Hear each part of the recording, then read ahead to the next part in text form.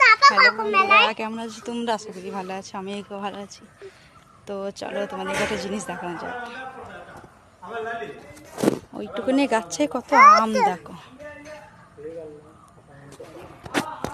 দাঁড়াও কাছ থেকে দেখাই।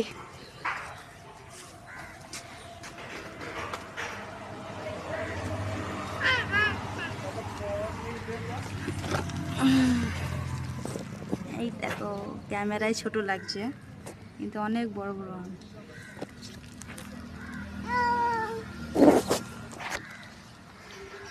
গাছটা শুধু একবার ছোট্টি পাড়া গাছ।